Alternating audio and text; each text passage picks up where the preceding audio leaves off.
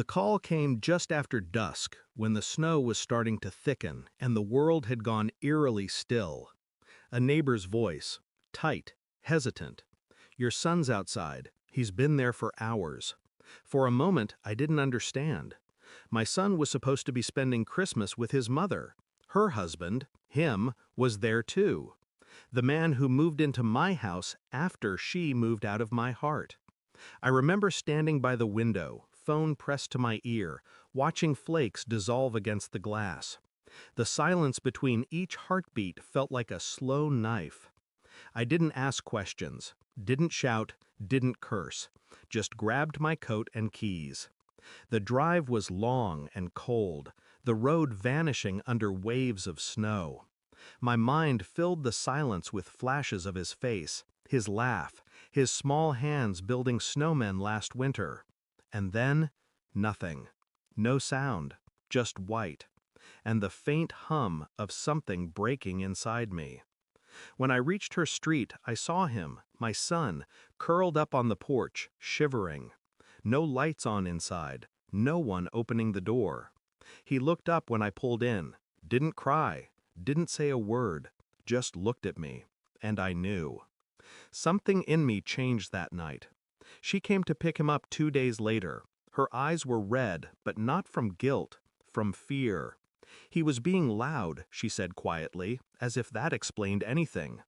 Tom said, I raised a hand, don't. Her words hung between us like frozen breath. She looked smaller than I remembered, more hollow. It wasn't about the noise, it was about control, about breaking something innocent just to remind yourself you could. That was the kind of man she'd married. That was the kind of mother she'd become. I let her take him, because I needed her to believe I'd accepted it, that I'd moved on, but I hadn't. At night, I sat in the dark and replayed her words, her tone, her silences. Tom said, I started wondering what else Tom said, what else she obeyed, and what my son wasn't saying. I began watching, quietly, small things first, school pickups, weekends, how my son flinched when Tom spoke, how she avoided eye contact when I dropped him off. Then I started digging, phone records, emails, a custody document she didn't know I'd already seen. Her lawyer's letters had a tone, urgent, defensive, like they were hiding something more than neglect. Then came the message, an unmarked number, a photo of my son crying in the snow that night, time-stamped, sent days later, a warning, or a confession. I traced the number to her office line. She'd sent it, not him, her. And suddenly it made sense.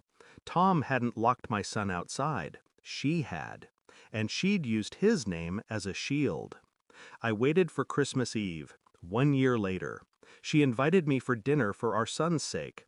Tom greeted me with forced civility, the kind you offer to a man you secretly fear. My son ran to me, hugged my leg. His warmth was the only real thing in that house. We sat down. I placed a small envelope on the table.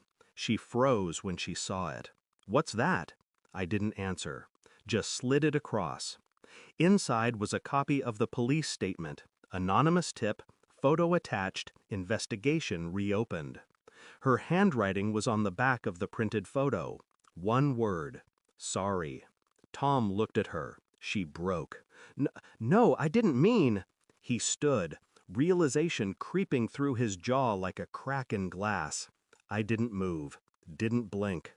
Enjoy your dinner, I said, rising. You both deserve each other.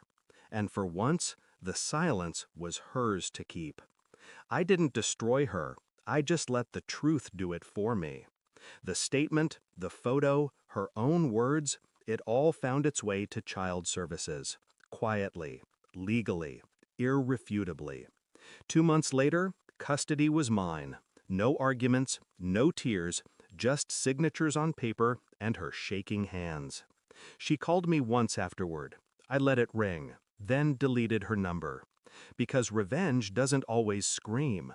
Sometimes it breathes, slowly. Sometimes it walks away with everything you took for granted.